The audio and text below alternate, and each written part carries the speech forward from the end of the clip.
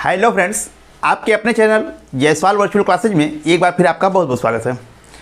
Friends, आज मैं कक्षा 10 सामाजिक विज्ञान से एक नए विषय के साथ फिर आपके बीच में उपस्थित हुआ हूँ। फ्रेंड्स, इसके पहले हमारा एक वीडियो कक्षा 10 से आ चुका है जिसमें हम लोगों ने मैप को कैसे भरें, मैप को भरना कैसे सीखें, इसके बारे में आपको बताया गया था। और आपको ये बताया गया था कि पहले आप मैप भरना सीखने के लिए सबसे पहले ज़रूरी है कि आप भारत के जितने राज्य हैं, 28 राज्य हैं, 28 राज्यों की राजधानी को अच्छे से याद कर लीजिए। और फिर उसमें बताया गया था कि 28 राज्य को हम भारत के खाली मैप में कैसे स्टेप बाय स्टेप सीखेंगे, कैसे पहचानेंगे। तो ये आपको पहचानने की बात जो है वो आपको वीडियो में बताया गया था, पिछले वीडियो में। और आई होप कि आपने उस वीडियो को देखा होगा, और यदि नहीं देखा है तो नीचे डिस्क्रिप्शन में उसकी लिंक दी गई है, आप वहाँ से जाकर के उस वीडियो को देख सकते हैं। यदि आपने देखा है तो आपको बताया गया था उस वीडियो में कि ये 4 स्टेप है। पहले स्टेप में हम 5 राज्य को सीखेंगे, पूरा पश्चिम उत्तर दक्षिण के। फिर दूसरे स्टेप में हम 9 राज्यों को सीखेंगे जो 5 के पड़ोसी हैं। फिर इन 9 राज्यों के पड़ोसी जो 11 राज्य हैं वो तीसरे स्टेप में सीखेंगे, और बाकी जो बचे 4 राज्य बचेंगे उसको हम चौथे स्टेप में सीखेंगे। इस तरह से स्टेप बाय स्टेप हम भारत के 28 राज्यों को खाली मैप में पहचानना सीख जाते हैं। तो जब फ्रेंड्स आप खाली मैप में भारत के 28 राज्यों को पहचानना सीख गए हैं तो अब आपका अगला कदम आज का यह वीडियो है। मैंने आपसे उस वीडियो में कहा था कि मैं आपको क्वेश्चन नंबर 14 और क्वेश्चन नंबर 28 से संबंधित कुछ मैटर प्रोवाइड कराऊंगा, जिसको आप रट के जाएंगे तो उम्मीद है कि इसके बाहर क्वेश्चन आपसे नहीं आएगा। तो वो 3 या 4 पेज का है, मैं अभी आपको प्रोवाइड करा रहा हूं, और बताऊंगा कि क्वेश्चन नंबर 14 में क्या क्या आपको याद करना है, क्वेश्चन नंबर 28 में क्या क्या याद करना है। इसके बाद फ्रेंड्स, मैं क्वेश्चन नंबर 14 और क्वेश्चन नंबर 28 से संबंधित एक मॉडल प्रश्न पत्र लूँगा, जिसमें क्वेश्चन नंबर 14 से संबंधित 5 प्रश्न रहेंगे और क्वेश्चन नंबर 28 से संबंधित 5 प्रश्न रहेंगे। यदि मान लें कि ये प्रश्न ही आएंगे तो हम इस प्रश्नों को कैसे भारत की मानचित्र में अच्छे से दर्शाएंगे, किस तरह से बढ़िया ढंग से दर्शाएं कि हमको पूरे के पूरे अंक मिले। तो ये भी मैं आपको एक भर करके मैप में, खाली मैप में आपको दिखाऊंगा। तो फ्रेंड्स, वीडियो को शुरू से लास्ट तक आप जरूर देखिएगा, और उम्मीद करता हूँ कि आपने 28 राज्यों को अच्छे से भारत के मैप में पहचानना आप जान गए होंगे। आप वहां जान गए हैं तब इस वीडियो की आपके लिए उपयोगिता है। यदि आपने नहीं जाना है तो उस वीडियो को पहले आप देख करके 28 राज्य को पहले खाली मैप में पहचानना सीख जाइए। वो सीख जाएं तो आपके 10 के 10 नंबर पूरे पक्के हैं। तो आइए फ्रेंड्स, वीडियो को शुरू करते हैं।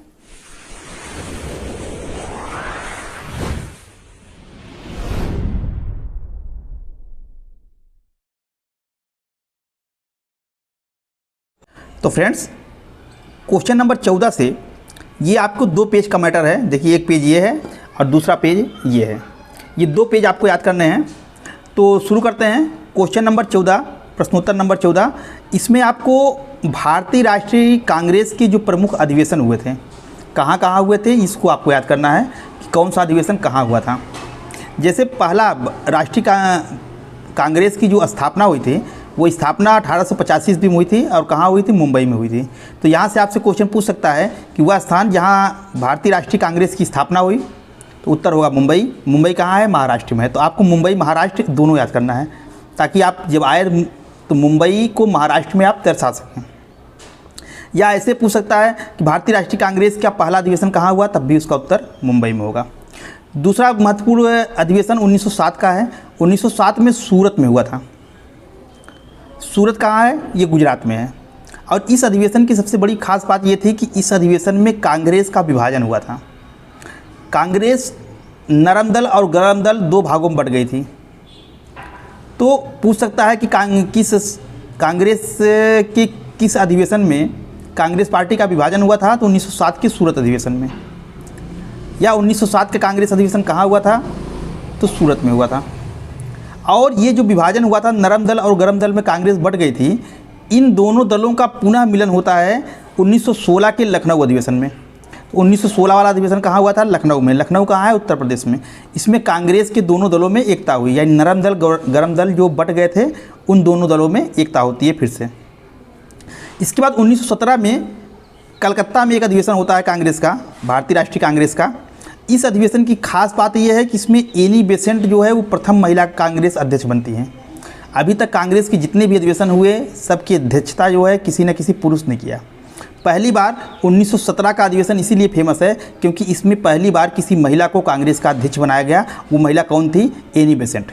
पूछ सकता है आपको कि उस अधिवेशन का नाम बताइए जहाँ पर एनी बेसेंट को महिला अध्यक्ष बनाया गया कांग्रेस का। तो उत्तर होगा कोलकाता का अधिवेशन। या 1917 का अधिवेशन कहाँ हुआ? कोलकाता में हुआ। और 1920 में 2 अधिवेशन हुए थे फ्रेंड्स। आपको महीने का नाम देकर पूछ सकता है और पूछा भी है कि सितंबर 1920 में कांग्रेस का अधिवेशन कहाँ हुआ? तो कोलकाता पश्चिम बंगाल में हुआ था। और इसी अधिवेशन में असहयोग आंदोलन का कार्यक्रम स्वीकार किया गया था। और दिसंबर 1920 में कहाँ हुआ था? नागपुर महाराष्ट्र में हुआ था। ठीक है फ्रेंड्स, तो आप दोनों देख लीजिएगा, सितंबर 1920 में कहाँ हुआ और दिसंबर 1920 में कहाँ हुआ। 1925 में भारतीय राष्ट्रीय कांग्रेस की जो अधिवेशन हुआ वो कहाँ हुआ? कानपुर में हुआ। कानपुर कहाँ है? उत्तर प्रदेश में है। और इस अधिवेशन की खास बात ये थी कि सरोजनी नायडू को जो है भारतीय राष्ट्रीय कांग्रेस का अध्यक्ष बनाया गया इस अधिवेशन में। और ये प्रथम भारतीय महिला अध्यक्ष थी। इसके पहले एनी बेसेंट भी प्रथम महिला अध्यक्ष थी। तो एनी बेसेंट भारत की नहीं थी, ये तो आयरलैंड की थी। लेकिन किसी भारत की महिला जो कांग्रेस की अध्यक्ष पहली बार बनी वो थी सरोजनी नायडू। कब बनी थी? 1925 में बनी थी। किस अधिवेशन में बनी थी? कानपुर के अधिवेशन में। कानपुर कहाँ है? उत्तर प्रदेश में। यानी 1925 का अधिवेशन कहाँ हुआ था? कानपुर में हुआ था। या सरोजनी नायडू को भारतीय राष्ट्रीय कांग्रेस का अध्यक्ष किस अधिवेशन बनाया गया? कानपुर के अधिवेशन में।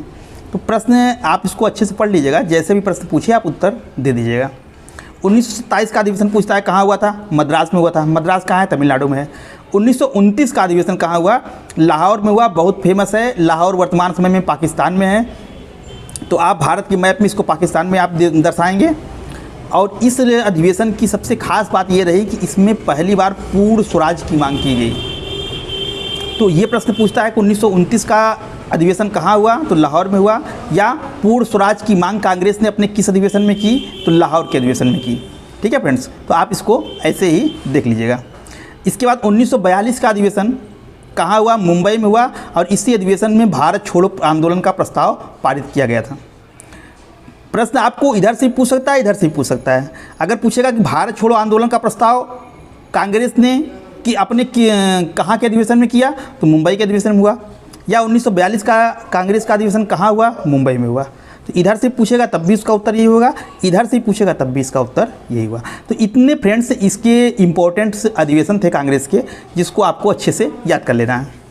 अब आगे बढ़ते हैं, देखते हैं भारतीय राष्ट्रीय आंदोलन का जो कुछ प्रमुख केंद्र, कुछ स्थान जो है आप देखिए, और इस स्थान की क्या खास बात रही है, क्या इसकी विशेषताएँ रही हैं, तो आप इसको भी देखिए। जैसे चंपारण, चंपारण ये कहाँ है? बिहार में है। आप इसको ध्यान से रखिए, चंपारण बिहार याद रखिएगा। इसकी विशेषता ये है कि नील की खेती करने वाले किसानों का आंदोलन पूछता है कि 1917 में नील की खेती करने वाले किसानों का आंदोलन कहाँ हुआ? चंपारण में हुआ। गांधी जी जब भारत में आए तो उनका पहला सत्याग्रह कहाँ हुआ? चंपारण में हुआ। तो ये प्रश्न भी यहाँ से भी बना सकता है प्रश्न, और यहाँ से भी बना सकता है। इन दोनों को आप देख लीजिएगा कि नील की खेती करने वाले किसानों का आंदोलन 1917 में चंपारण में हुआ। गांधी जी का पहला सत्याग्रह भी चंपारण में हुआ। दोनों का उत्तर एक ही है। और चंपारण कहाँ है? बिहार। तो आप इसको ऐसे ही याद कीजिएगा, चंपारण बिहार, खेड़ा गुजरात, अहमदाबाद गुजरात, ऐसे ही। किसान सत्याग्रह 1918 ईस्वी में कहाँ हुआ था? ये 1918 होगा। 1918 में कहाँ हुआ था? तो खेड़ा गुजरात में हुआ था। ठीक है। सूती मिल श्रमिकों का पूछा हुआ क्वेश्चन, सारे क्वेश्चन इसमें जितने भी क्वेश्चंस लिखे गए हैं सब किसी न किसी परीक्षा में पूछे गए हैं, तो इसलिए बहुत इंपॉर्टेंट है, आप सबको अच्छे से याद कर लीजिएगा। सूती मिल श्रमिकों का सत्याग्रह कहाँ हुआ था? तो अहमदाबाद गुजरात में हुआ था। और यह पूछा जाए दांडी मार्च की शुरुआत 1930 में जब सविनय अवज्ञा आंदोलन शुरू हुआ था, तो जो गांधी जी ने अपना दांडी मार्च निकाला था वो अहमदाबाद के अपने साबरमती आश्रम से निकाला था, और साबरमती आश्रम से ले जा करके वो दांडी तक यात्रा की थी। तो अगर कहा है दांडी मार्च की शुरुआत कहाँ से हुई? तो अहमदाबाद से हुई। सविनय अवज्ञा आंदोलन की शुरुआत कहाँ से हुई? अहमदाबाद से हुई। सूती मिल श्रमिकों का सत्याग्रह ये कहाँ हुआ? अहमदाबाद गुजरात में हुआ। ठीक है फ्रेंड्स। इसके बाद अमृतसर पंजाब, जलियांवाला बाग हत्याकांड कहाँ हुआ? अमृतसर पंजाब में हुआ। स्वर्ण मंदिर कहाँ स्थित है? अमृतसर पंजाब में स्थित है। जनरल ओ डायर ने कहाँ पर जो है निर्दोष लोगों को गोलियों से भून दिया था? जलियांवाला में हुई थी। जलियांवाला बाग कहाँ है? अमृतसर में है। तो अगर ऐसे पूछ रहा है जनरल ओ डायर ने कहाँ पर जो है गोलियां चलवाई थी? अमृतसर, तब भी उत्तर होगा। और जलियांवाला बाग हत्याकांड कहाँ हुआ? तब भी अमृतसर उत्तर होगा। ठीक है फ्रेंड्स। अगला है चौरा चौरी। चौरा चौरी कांड कहाँ हुआ था? ये चौरा चौरी में ही हुआ था। उसी स्थान के नाम पर इसका नाम चौरा चौरी रखा गया है। चौरा चौरी कहाँ है? गोरखपुर। गोरखपुर कहाँ है? उत्तर प्रदेश में है। और इसी कांड के कारण जो है गांधी जी ने असहयोग आंदोलन स्थगित कर दिया। प्रश्न पूछ सकता है कि किस कांड के कारण गांधी जी ने असहयोग आंदोलन को स्थगित किया, तो वो होगा उत्तर चौरा चौरी कांड। चौरा चौरी कांड कहाँ है? गोरखपुर उत्तर प्रदेश में है। अगला फ्रेंड दांडी। दांडी बहुत फेमस है। ये दांडी कहाँ है? गुजरात में है। गुजरात का समुद्री तट है। सविनय अवज्ञा आंदोलन की शुरुआत यहीं से हुई। दांडी मार्च की शुरुआत साबरमती आश्रम अहमदाबाद से हुई थी और ये कहाँ जाके समाप्त हुआ? दांडी में समाप्त हुआ। दांडी गुजरात में। अगर कहा जाए सविनय आंदोलन की शुरुआत कहाँ हुई? दांडी से हुई, क्योंकि दांडी पहुंचकर ही महात्मा गांधी ने यहाँ पर नमक बना करके कानून को तोड़ा था और यहीं से आंदोलन की शुरुआत होती है। तो सविनय अवज्ञा आंदोलन की शुरुआत कहाँ से हुई? तो दांडी होगी। दांडी मार्च की शुरुआत कहाँ हुई? दांडी मार्च की शुरुआत अहमदाबाद से हुई। अहमदाबाद के साबरमती आश्रम से लेकर के दांडी तक की जो यात्रा थी गांधी जी की, उसी को हम कहते हैं दांडी मार्च के नाम से हम जानते हैं। ठीक है फ्रेंड्स। गांधी जी ने नमक बनाया या नमक कानून को कहाँ भंग किया? तो दोनों का उत्तर दांडी होगा। आपसे पूछ सकता है कि गांधी जी ने नमक कहाँ बनाया या गांधी जी ने नमक कानून को कहाँ तोड़ा? तो दांडी गुजरात में हुआ। इसके बाद नई दिल्ली। नई दिल्ली जो है भारत की राजधानी भी है और भारत का सर्वोच्च न्यायालय या इसको उच्चतम न्यायालय अगर कहा जाए, सर्वोच्च न्यायालय उच्चतम न्यायालय कहाँ है? तो वो भी नई दिल्ली में है। तो नई दिल्ली बड़ा इंपॉर्टेंट है, इसको भी आप अच्छे से देख लीजिएगा। प्रयागराज, जिसका पहले नाम इलाहाबाद हुआ करता था और वर्तमान समय में इसका नाम क्या है? प्रयागराज नाम है। तो प्रयागराज भी कई चीज़ों के लिए फेमस है। चंद्रशेखर आज़ाद कहाँ शहीद हुए थे? तो ये अल्फ्रेड पार्क में हुए थे। अल्फ्रेड पार्क कहाँ है? ये इलाहाबाद में है या प्रयागराज में है। गंगा जमुना सरस्वती का संगम कहाँ है? तो ये संगम कहाँ है? प्रयागराज में है। उत्तर प्रदेश का उच्च न्यायालय कहाँ है? प्रयागराज में है। आनंद भवन कहाँ है? प्रयागराज में है। मुगल सम्राट शाह आलम और अंग्रेज़ों के बीच संधि कहाँ हुई थी? इलाहाबाद या प्रयागराज में हुई थी। तो इन सारे प्रश्नों का उत्तर प्रयागराज होगा, इसलिए आप इसको इन सब प्रश्नों को अच्छे से रट लीजिएगा। ठीक है। इसके बाद अड्यार। अड्यार कहाँ है? तमिलनाडु में है। थियोसॉफिकल सोसाइटी का मुख्यालय। भारत में थियोसॉफिकल सोसाइटी की स्थापना एनी बेसेंट ने की थी और इस थियोसॉफिकल सोसाइटी का जो मुख्यालय है वो अड्यार तमिलनाडु में था। ठीक है। प्रश्न पूछता है कि थियोसॉफिकल सोसाइटी का मुख्यालय कहाँ है या एनी बेसेंट ने थियोसॉफिकल सोसाइटी की स्थापना कहाँ की थी? तो वो अड्यार तमिलनाडु होगा। ठीक। इसके बाद मुंबई। मुंबई महाराष्ट्र। आर्य समाज की स्थापना कहाँ हुई थी? मुंबई में हुई थी। प्रार्थना समाज की स्थापना कहाँ हुई थी? मुंबई में हुई थी। आर्य समाज की स्थापना दयानंद सरस्वती ने की थी, आप जानते हैं। प्रार्थना समाज की स्थापना महादेव गोविंद रानाडे और आत्माराम पांडुरंग ने की थी। ये सब मुंबई में हुआ था। और नौ सैनिकों का 1946 में विद्रोह कहाँ हुआ था? ये मुंबई में हुआ था। ये तीनों क्वेश्चन फ्रेंड्स आप अच्छे से देख लीजिएगा। ठीक है। आगे बढ़ते हैं फ्रेंड्स। अब देखिए फ्रेंड्स, कोलकाता। कोलकाता में भी काफ़ी चीज़ें हुई थी। कोलकाता कहाँ है? पश्चिम बंगाल में है। ब्रह्म समाज की स्थापना 1828 ईस्वी में कहाँ हुई थी? कोलकाता में हुई थी। हिंदू कॉलेज की स्थापना 1817 ईस्वी में कहाँ हुई थी? कोलकाता में हुई थी। और ब्रह्म समाज की स्थापना राजा राम मोहन राय ने की थी। हिंदू कॉलेज की स्थापना भी राजा राम मोहन राय ने की थी।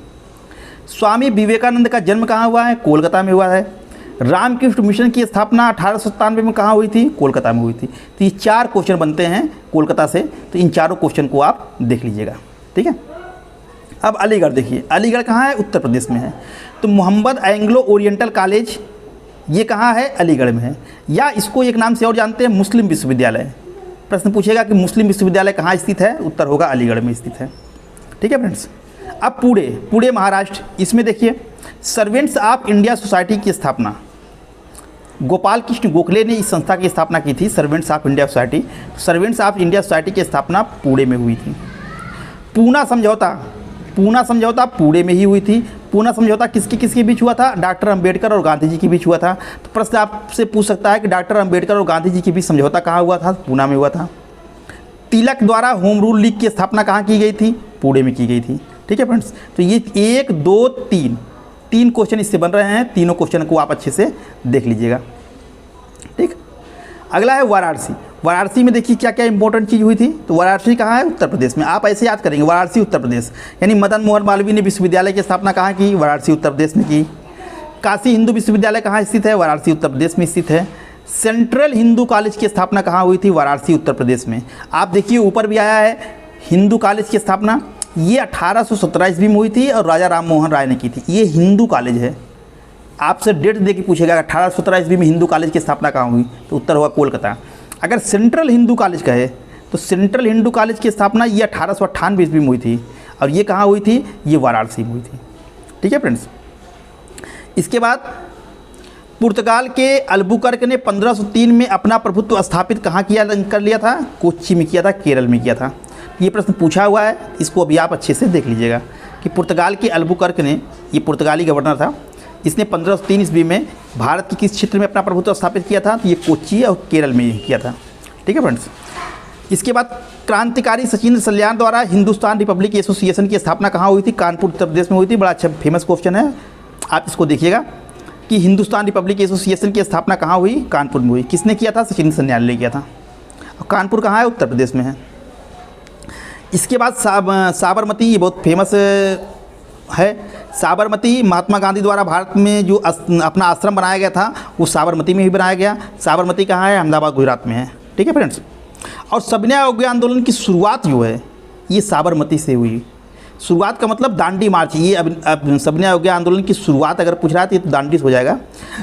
यहाँ प्रश्न कह रहा है कि सविनय अवज्ञा आंदोलन की शुरुआत का मतलब ये है कि दांडी मार्च की शुरुआत कहाँ से हुई, दांडी मार्च की शुरुआत। तो दांडी मार्च की शुरुआत जो है इसी साबरमती आश्रम से ही हुई थी। ठीक है फ्रेंड्स। और संविधान सभा की बैठक स्थल, यानी संविधान सभा जिसने भारत के लिए संविधान का निर्माण किया था, इस संविधान सभा की बैठकें कहाँ होती थी, जिसने भारत के लिए संविधान बनाया उस संविधान सभा की बैठक कहाँ होती थी, तो संसद भवन में होती थी। और ये संसद भवन कहाँ है, नई दिल्ली में है। ठीक है। तो आप ध्यान रखिएगा, संविधान सभा की बैठक स्थल कहाँ है, संसद भवन है। संसद भवन नई दिल्ली में स्थित है, तो आप इसको नई दिल्ली में दर्शाइएगा।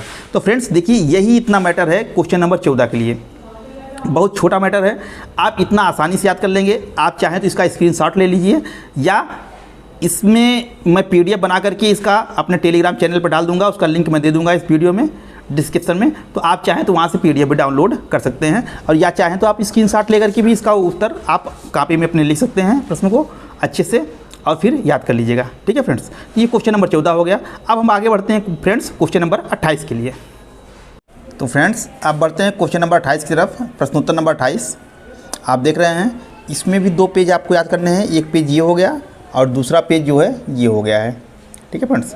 क्वेश्चन नंबर 28 में फ्रेंड्स भौगोलिक महत्व की प्रश्न पूछते हैं, जैसे भारत के प्रमुख वस्त्र उद्योग कहाँ हैं, प्रमुख खनिज कहाँ पैदा होते हैं, ऊर्जा संसाधन कहाँ हैं, या प्रमुख नदियाँ कहाँ कहाँ से बहती हैं, इंजीनियरिंग या परिवहन उद्योग कहाँ हैं, प्रमुख फसलें कहाँ पैदा होती हैं। तो इस सब चीज़ से क्वेश्चन पूछते हैं। तो जितने भी टाइप से क्वेश्चन बन सकते थे, तो उन समस्त टाइप के क्वेश्चंस को यहाँ इस दोनों पेज में समेट दिया गया है। आप इतना पढ़ के जाएंगे, इसमें से आपका सारा क्वेश्चन हो जाएगा। तो फ्रेंड्स देखिए, दिया है सूती वस्त्र और रेशमी वस्त्र उद्योग। पूछता है कि भारत में सूती वस्त्र उद्योग का कोई एक केंद्र बताइए। तो एक केंद्र पूछेगा, तो हम यहाँ 2 दिया है, कभी कभी 2 पूछ लेता है। तो आप दोनों याद कर लीजिएगा कि अहमदाबाद गुजरात में और कानपुर उत्तर प्रदेश में सूती वस्त्र और रेशमी वस्त्र का उद्योग है। ठीक है। इसी तरह ऊनी वस्त्र उद्योग भारत में कहाँ है, तो लुधियाना और अमृतसर दोनों स्थान पंजाब में हैं। राज्य का नाम जरूर याद कर लीजिएगा, क्योंकि स्थान का नाम अगर याद करना तो ज़रूरी है ही, साथ में उस राज्य का नाम याद करने से आप उस राज्य में उस स्थान को दर्शा दोगे। ठीक है। तो इसीलिए राज्य का नाम हर स्थान के नाम के साथ दे दिया गया है। जूट वस्त्र उद्योग हावड़ा में है। हावड़ा कहाँ है, पश्चिम बंगाल में है। सीमेंट उद्योग कटनी मध्य प्रदेश, सतना मध्य प्रदेश। तो यानी कटनी और सतना में है। कटनी भी जो है मध्य प्रदेश में है और सतना जो है वो मध्य प्रदेश में है। ठीक है फ्रेंड्स। इसी तरह भारत में खनिज एवं उसके उत्पादक क्षेत्र, कौन सा खनिज कहाँ पाया जाता है, लौह अयस्क कहाँ पाया जाएगा, मैग्नीज कहाँ पाया जाएगा, लोहा, तांबा, सोना, बॉक्साइट। तो इसको आप जैसे लिखा गया हो वैसे आप इसको रट लीजिएगा। जैसे लौह अयस्क और मैग्नीज पूछेगा कि लौह अयस्क के उत्पादक कोई एक क्षेत्र बताइए। तो एक क्षेत्र, 2 क्षेत्र, सबका 2 क्षेत्र का नाम दिया गया है। आपको दोनों याद रखना है। अगर एक पूछेगा तो केवल एक ही दर्शाइएगा, अगर दोनों पूछ रहा है तो 2 दर्शाइएगा। ठीक है। तो लौह अयस्क और मैग्नीज कहाँ पाए जाते हैं, क्योंझर में उड़ीसा में है। सिंहभूम झारखंड में है। कोयला कहाँ पाया जाता है, धनबाद झारखंड में, रानीगंज पश्चिम बंगाल में। तांबा सबसे ज़्यादा, यानी भारत में सबसे ज़्यादा तांबा जहाँ पैदा होता है, तांबा उत्पादन का सबसे प्रमुख स्थान जो है खेतड़ी में है। खेतड़ी राजस्थान में है और बालाघाट मध्य प्रदेश में। सोना सबसे ज़्यादा कोलार की खान में पाया जाता है। कोलार की खान कहाँ है? कर्नाटक में है। इसके अलावा सोना कहाँ पाया जाता है? सिंहभूम झारखंड में पाया जाता है। इसी तरह बॉक्साइट कोडरमा झारखंड में है, नेल्लोर आंध्र प्रदेश में है, अब्रक पलामू झारखंड में, और इसके बाद खेड़ा गुजरात में है। यूरेनियम सिंहभूम झारखंड में है। चांदी जवार की खान राजस्थान में है, और चित्रदुर्ग जो है, चित्रदुर्ग है कर्नाटक में है। हीरा जो है पटना की खान मध्य प्रदेश में, जस्ता उदयपुर राजस्थान पाया जाता है। पेट्रोलियम बहुत इंपॉर्टेंट, बहुत पूछता है, कई बार पूछा है। भारत में पेट्रोलियम कहाँ कहाँ पाया जाता है? 3 स्थान दिखाया गया है।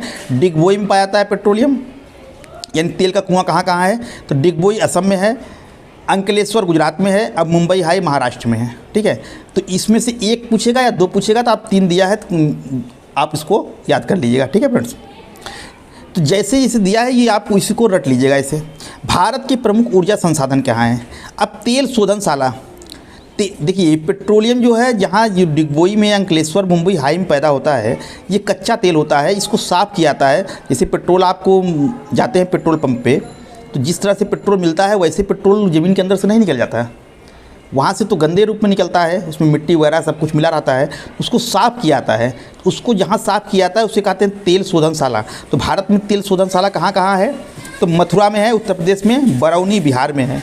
ठीक है, इसके अलावा ये क्वेश्चन कई बार पूछा हुआ है कि परमाणु ऊर्जा संयंत्र भारत में कहाँ कहाँ हैं, यानी कहाँ कहाँ जो है परमाणु से ऊर्जा बनाई जाती है। तो इस परमाणु को एक नाम आणविक भी है। अगर आणविक ऊर्जा संयंत्र कह रहा है या परमाणु ऊर्जा संयंत्र कह रहा है, दोनों का मतलब एक ही है। तो ये कहाँ कहाँ है भारत में? ये नरौरा उत्तर प्रदेश में है, तारापुर महाराष्ट्र में है, रावत भाटा राजस्थान में है। 3 नाम दिया गया है, कोई भी 2 नाम आप याद कर लीजिएगा। तापीय ऊर्जा संयंत्र, तापीय ऊर्जा संयंत्र का मतलब जहाँ कोयले से ऊर्जा बनाई जाती है। तो ये दिल्ली में है, कोरबा में है, नासिक में है। दिल्ली तो आप जान ही रहे हैं, कोरबा छत्तीसगढ़ में है, नासिक जो है वो महाराष्ट्र में है। तो इन तीनों में से कोई भी 2 नाम आप अच्छे से याद कर लीजिएगा। इसके अलावा भारत में पाई जाने वाली प्रमुख मिट्टियाँ कौन कौन सी है? जलोढ़ मिट्टी कहाँ पाई जाती है? उत्तर प्रदेश, बिहार, मध्य प्रदेश। काली मिट्टी कहाँ पाई जाती है? महाराष्ट्र, कर्नाटक, गुजरात में पाई जाती है। तो आपसे पूछ सकता है काली मिट्टी कहाँ कहाँ पाई जाती है, तो आप महाराष्ट्र में दर्शा सकते हैं, कर्नाटक, गुजरात में। अगर एक क्षेत्र पूछा है तो महाराष्ट्र दर्शाइएगा। अगर कहाँ कहाँ पाई जाती है 2-3 क्षेत्र में दर्शा दीजिएगा। ठीक है फ्रेंड्स, लाल मिट्टी भारत में कहाँ पाई जाती है? तो आंध्र प्रदेश, तमिलनाडु में पाई जाती है। मरुस्थली मिट्टी, लैटराइट मिट्टी, पर्वतीय मिट्टी। पर्वतीय मिट्टी तो आप जान जाओगे जम्मू कश्मीर और उत्तराखंड आसानी से, क्योंकि जहाँ जहाँ पहाड़ हैं उसको तो आप पहचान लोगे। मरुस्थली मिट्टी राजस्थान, मरुस्थल है, बालू है, तो वहाँ भी आप पहचान लोगे इसको। और ये 2-3 हैं, इसको याद करना पड़ेगा। लैटराइट मिट्टी तो ये कहाँ होती है? असम में। असम में आप जानते हैं चाय ज़्यादा पैदा होता है। और असम में कौन सी मिट्टी पाई जाती है? लैटराइट मिट्टी, क्योंकि लैटराइट मिट्टी में चाय अच्छी होती है। ठीक है फ्रेंड्स, तो आप इसको ऐसे रट लीजिएगा। इसी तरह से भारत की प्रमुख नदियाँ, आपसे पूछ सकता है कि रावी नदी जो है भारत में बहने वाली एक रावी नदी का बहाव क्षेत्र बताइए आप कि कहाँ बहती है ये। तो आप इसको राज्य को याद रखेंगे कि रावी नदी हिमाचल प्रदेश, जम्मू कश्मीर, पंजाब में बहती है। तो आप इन राज्यों में इस क्षेत्र को दर्शा दोगे। जिस चिन्ह के माध्यम से कहेगा कि इस चिन्ह से दर्शाइए, उसी चिन्ह से उसको दर्शा दीजिएगा। रावी, सतलज, ब्यास, तीनों नदियाँ जो हैं हिमाचल प्रदेश, जम्मू कश्मीर, पंजाब में बहती हैं। तो आप तीनों को याद रखिएगा एक साथ में। रावी, सतलज, ब्यास जो है ये कहाँ कहाँ बहती है? हिमाचल प्रदेश, जम्मू और पंजाब में। इसी तरह झेलम और चिनाब जम्मू कश्मीर में बहती है।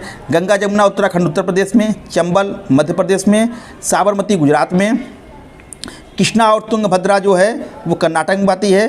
कावेरी केरल और तमिलनाडु में, गोदावरी आंध्र प्रदेश में, नर्मदा और ताप्ती जो है मध्य प्रदेश, महाराष्ट्र, गुजरात में बहती है, और ब्रह्मपुत्र जो है वो असम में बहती है। तो इन सबको भी फ्रेंड्स आप देख लीजिएगा, इसको रट लीजिएगा। ठीक है, तो जैसे पूछेगा उसी हिसाब से आप उसको दर्शा दीजिएगा। अब देखिए इस्पात, इंजीनियरिंग, परिवहन, उपकरण उद्योग, तो वायुयान निर्माण उद्योग ये भारत में कहाँ कहाँ है? तो कानपुर में है, नासिक में है। कानपुर उत्तर प्रदेश में है, नासिक महाराष्ट्र में है। पोत निर्माण यानी जहाज़ कहाँ बनते हैं? तो मुंबई महाराष्ट्र में बनता है, कोचीन केरल में बनता है। कार या स्कूटर भारत में कहाँ कहाँ बनते हैं? तो मुंबई और चेन्नई में बनता है। मुंबई तो महाराष्ट्र में है और चेन्नई तमिलनाडु में है। रेल इंजन भारत में कहाँ बनते हैं? तो रेल इंजन वाराणसी में बनता है और चितरंजन झारखंड में बनता है। वाराणसी उत्तर प्रदेश में है, चितरंजन जो है झारखंड में है। लौह इस्पात निर्माण कहाँ कहाँ है? ये बहुत फेमस है। दुर्गापुर पश्चिम बंगाल में है, राउरकेला उड़ीसा में है, जहाँ की लौह इस्पात निर्माण उद्योग है। रेल का कोच कहाँ बनता है? देखिए यहाँ रेल इंजन है, ये रेल इंजन वाराणसी चितरंजन है, और उसका जो बोगी है, रेल कोच है या वैगन है, जिसको हम बोगी कहते हैं, ये कहाँ कहाँ बनता है? ये कानपुर उत्तर प्रदेश में बनता है, कपूरथला पंजाब में बनता है। और सॉफ्टवेयर टेक्नोलॉजी पार्ट कहाँ बनते हैं? जयपुर राजस्थान में और मुंबई महाराष्ट्र में। तो आप इसको रटना है, इसको रट लीजिएगा। इसके अलावा भारत की प्रमुख फसलें कौन कौन सी है? गेहूँ, चावल, गन्ना। तो यहाँ नंबर 1 पे जो लिखा गया है पहला नाम, यानी इस गेहूँ उत्पादन में उत्तर प्रदेश भारत में सबसे प्रथम पहला स्थान है। चावल उत्पादन में पश्चिम बंगाल का पहला स्थान है, ठीक है। गन्ना उत्पादन में उत्तर प्रदेश का पहला स्थान है। तो पहला नाम इसीलिए दिया गया है, यानी उस फसल के उत्पादन में उस राज्य का पहला स्थान है भारत में, ठीक है। तो आप इसको ऐसे रट लीजिएगा कि कहाँ कौन सी फसल पाई जाती है। तो यहाँ से प्रश्न आपसे पूछेगा कि बताइए चाय उत्पादक कोई एक क्षेत्र बताइए, तो आप कहाँ दर्शाओगे? चाय उत्पादक आपने याद किया है असम और पश्चिम बंगाल, तो आप चाय उत्पादन क्षेत्र को असम में दर्शाओगे या पश्चिम बंगाल में दर्शाओगे। कह देगा रबड़ उत्पादक क्षेत्र दर्शाइए, तो रबड़ कहाँ पैदा होती है? तो रबड़ केरल में पैदा होती है, तो आप केरल में उसको दर्शा दोगे, ठीक है फ्रेंड्स। आगे बढ़ते हैं। भारत की प्रमुख जल परियोजनाएँ। अब देखिए कौन कौन सी जल परियोजना कहाँ कहाँ पाई जाती है। सलाल परियोजना, ये किस नदी पे है और किस राज्य में है, इसको भी आप याद रखिएगा। देखिए फ्रेंड्स, यहाँ से आपको अति लघुत्तरी के भी क्वेश्चन काफ़ी बन जाएंगे। जैसे कह दिया गन्ना उत्पादन में भारत में प्रथम स्थान कौन सा है, ये क्वेश्चन जो है आपसे अति लघुत्तरी में भी पूछ सकता है। तो उत्तर होगा उत्तर प्रदेश। तो उसको आप अच्छे से रटे रहोगे, जो मैटर मैं आपको दे रहा हूँ, इससे आपके अति लघुत्तरी और बहुविकल्पी के क्वेश्चन भी हो जाएंगे, ठीक है। ये देखिए भारत की प्रमुख परियोजनाएं कौन कौन सी हैं, किस नदी पर है, किस राज्य में है, इसको आप ऐसे अच्छे से याद कर लीजिएगा कि सलाल परियोजना चिनाब नदी पर है और ये किस राज्य में है? जम्मू कश्मीर में है। भाखड़ा नांगल परियोजना सतलज नदी पर है, ये पंजाब में है। टिहरी जल विद्युत परियोजना भागीरथी नदी पर है, उत्तराखंड में है। इस तरह राणा प्रताप सागर बांध चंबल नदी पर है, राजस्थान में। हीराकुंड बांध महानदी उड़ीसा पे है। तुंगभद्रा परियोजना तुंगभद्रा नदी आंध्र प्रदेश और कर्नाटक में है। और नागार्जुन सागर परियोजना कृष्णा नदी तेलंगाना में है। नागार्जुन कृष्ण जी नाग पर जो है खेले थे, तो नागार्जुन कृष्णा नदी पर, ये तेलंगाना में है, ठीक है। भारत की प्रमुख पंतन या बंदरगाह, यानी भारत में कौन कौन से बंदरगाह कहाँ है, इसको आप देख लीजिएगा। ये बंदरगाह का नाम है और ये उस किस राज्य में है बंदरगाह, वो दिया गया है। कांडला बंदरगाह कहाँ है? गुजरात में है। मुंबई या जवाहरलाल नेहरू बंदरगाह महाराष्ट्र में। मरमागांव बंदरगाह गोवा में। न्यू मंगलौर कर्नाटक में। तूतीकोरिन बंदरगाह केरल में। चेन्नई तमिलनाडु। विशाखापट्टनम आंध्र प्रदेश। पारादीप उड़ीसा और हल्दिया पश्चिम बंगाल। आप एक चीज़ और देखिएगा, इसमें परीक्षाओं में एक चीज़ ये पूछता है, जितना आप रट लिए, कभी कभी पूछता है कि पश्चिमी घाट के बंदरगाह का उल्लेख कीजिए। यानी कि अगर आपके पास भारत का मैप रहेगा, जैसे मान लीजिए भारत का मैप आपको मिल गया ये, तो आप इसमें पश्चिमी घाट पूर्वी घाट, तो जो पश्चिम के राज्य हैं इधर, ये मैप में इधर पूरब होता है और इधर पश्चिम होता है। जो पश्चिम के राज्य हैं इधर, जैसे केरल पड़ेगा, आपका कर्नाटक पड़ेगा, गोवा पड़ेगा, महाराष्ट्र पड़ेगा, तो इधर जो बंदरगाह होंगे इन राज्यों में ये पश्चिमी घाट के बंदरगाह हैं। और जो पूर्वी में जैसे तमिलनाडु हुआ, आंध्र प्रदेश हुआ, उड़ीसा हुआ और पश्चिम बंगाल हुआ, तो यहाँ पर जो राज्य जो बंदरगाह होंगे इस राज्य में, वो कहेंगे पूर्वी घाट के बंदरगाह। तो अगर पश्चिमी घाट का पूछेगा तो आप गुजरात के बंदरगाह का नाम लिख सकते हो, कांडला बंदरगाह लिख सकते हो, महाराष्ट्र के बंदरगाह का नाम लिख सकते हो, गोवा का, कर्नाटक, केरल का लिख सकते हो। अब पूर्वी घाट का पूछेगा तमिलनाडु, आंध्रा, उड़ीसा, पश्चिम बंगाल के बंदरगाह को आप दर्शा सकते हो, ठीक है फ्रेंड्स। अब भारत के प्रमुख हवाई पत्तन या अड्डा। अब भारत के हवाई अड्डे देखिए, ये सब हवाई अड्डों का नाम दिया है इधर संबंधित राज्य दिया है कि श्री गुरु रामदास जी अंतर्राष्ट्रीय हवाई अड्डा, या इसका एक नाम और है राजा सांची अंतर्राष्ट्रीय हवाई अड्डा। ये कहाँ है? अमृतसर पंजाब में है, ठीक है। इंदिरा गांधी अंतर्राष्ट्रीय हवाई अड्डा कहाँ है? ये दिल्ली में है। छत्रपति शिवाजी अंतर्राष्ट्रीय हवाई अड्डा कहाँ है? मुंबई महाराष्ट्र में है। नेताजी सुभाष चंद्र बोस कोलकाता में है। राजीव गांधी जो है हैदराबाद में है। चेन्नई अंतर्राष्ट्रीय हवाई अड्डा चेन्नई में है। और तिरुवनंतपुरम अंतर्राष्ट्रीय हवाई अड्डा तिरुवनंतपुरम केरल में है, ठीक है फ्रेंड्स।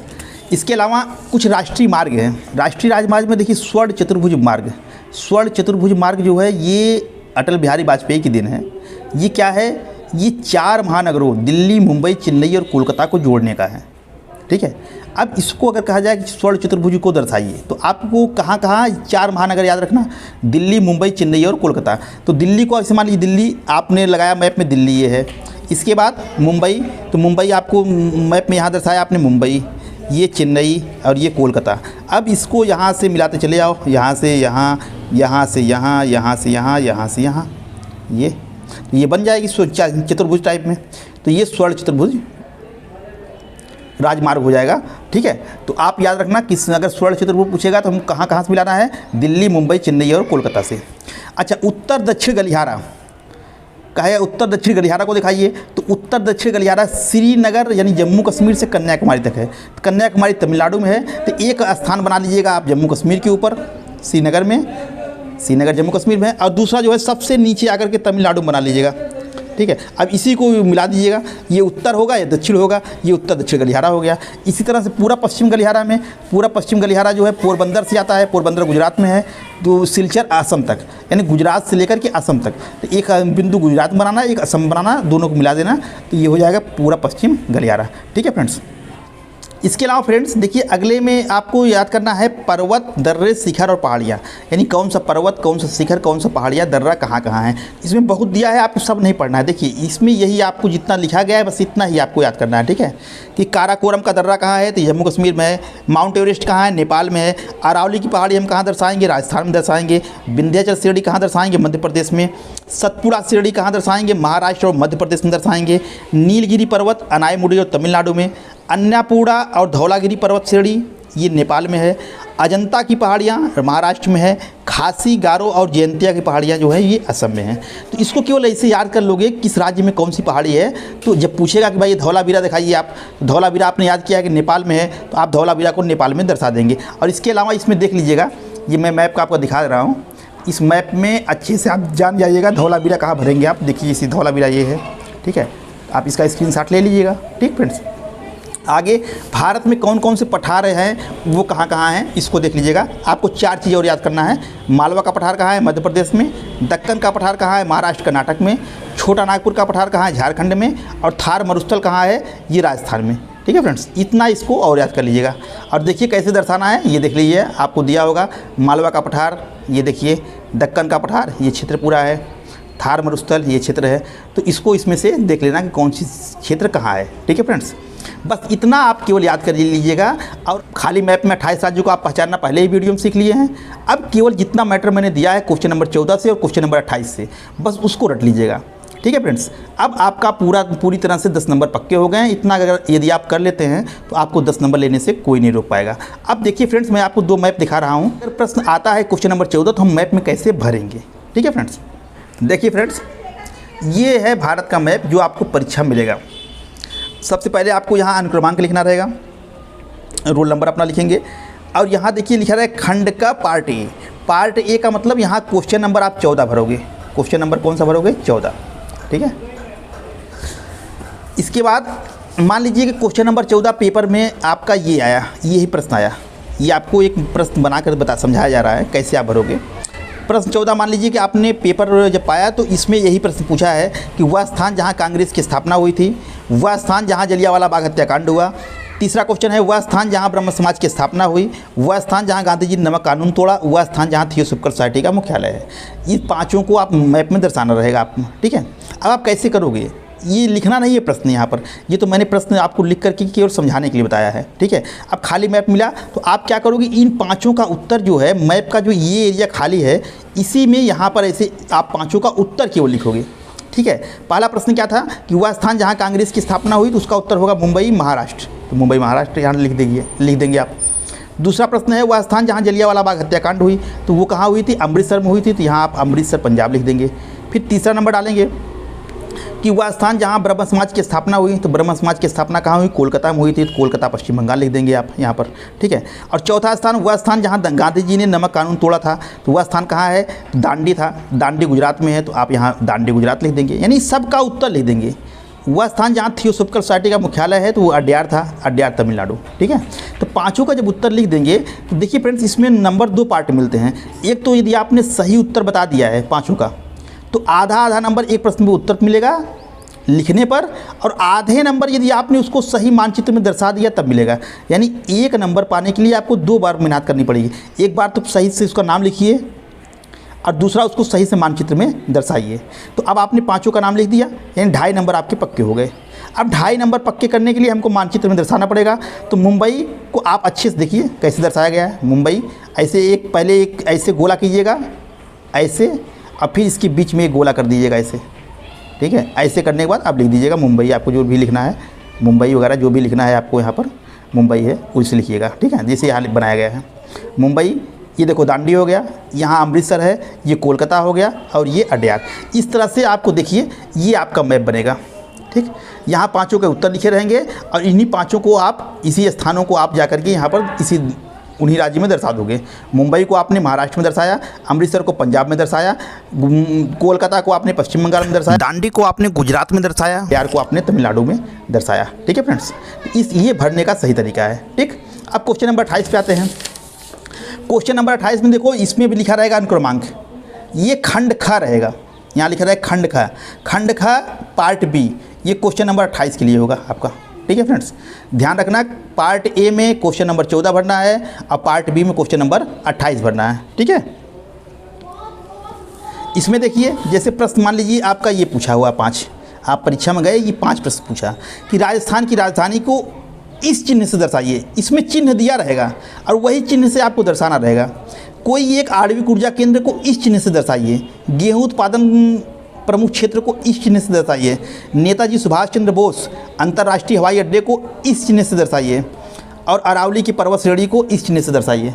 ठीक है, तो फ्रेंड्स मान लीजिए प्रश्न यही आया। ठीक है, तो अब आप इस क्या करोगे कि इसका जो है सीधा, जैसे पहला क्वेश्चन दिया है राजस्थान की राजधानी को इस चिन्ह से दर्शाइए, तो राजस्थान की राजधानी क्या होगी उसका उत्तर आप यहाँ लिखते चले जाओगे। ठीक है, पहला, दूसरा, तीसरा, चौथा, पाँचवा। राजस्थान की राजधानी क्या है, पहले वो चिन्ह बना दोगे। राजस्थान की राजधानी को जिस चिन्ह से दर्शाना है पहले वो चिन्ह बना दोगे।